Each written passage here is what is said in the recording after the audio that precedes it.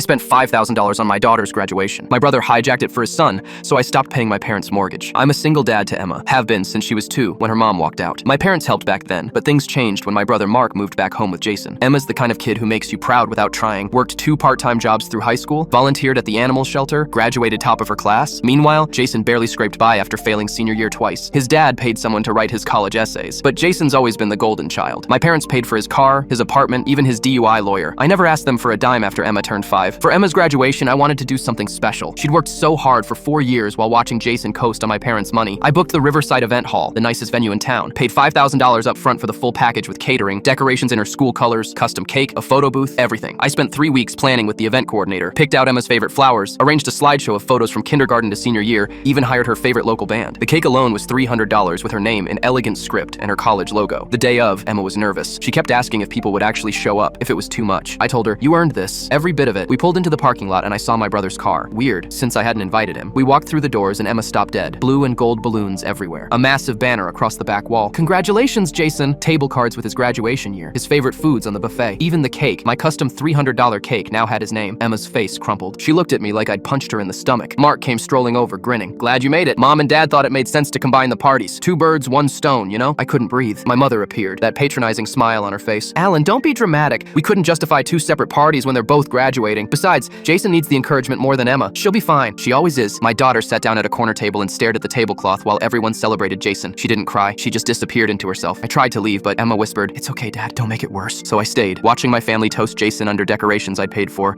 eating food I'd ordered, celebrating in a hall I'd booked for my daughter. On the drive home, Emma stared out the window in silence. When we got home, she went straight to her room. I heard her crying through the door. That's when something clicked. See, my parents can't afford their mortgage. Haven't been able to for 6 years. I've been covering the difference every month, about $1,800. They never thanked me. It was just expected. I sat at my laptop that night and stared at the payment screen. For the first time in 6 years, I closed it without sending the money. 24 hours later, my phone exploded. The family group chat was in chaos. "Alan, did you forget the mortgage payment? The bank is calling. We can't afford this without you." Mark chimed in. "Don't be petty. Think of the family." I didn't respond. I let them panic. 3 days later, I got an email from the Riverside Event Hall, a receipt I hadn't seen before. Turns out Mark had called them 2 weeks before the party. He'd used my credit card information they had on file and changed the entire order. Decorations, cake, catering, everything. He'd forged approval using my name. I forwarded that email to 3 people: my lawyer, my credit card company, and my parents. Then I sent 1 text to the family chat. "I didn't forget the mortgage payment. I'm choosing not to make it, just like you chose Jason over Emma. You want to talk about family? You humiliated my daughter at an event I paid for, using my money, my planning, my name. Then you expected me to smile and keep funding your lives. That ends now. The credit card company is investigating fraud. My lawyer is handling the rest. Choices have consequences." My mother called immediately. I let it go to voicemail. The bank sent a foreclosure notice 6 weeks later. My brother had to move back in with my parents, into the house they're about to lose.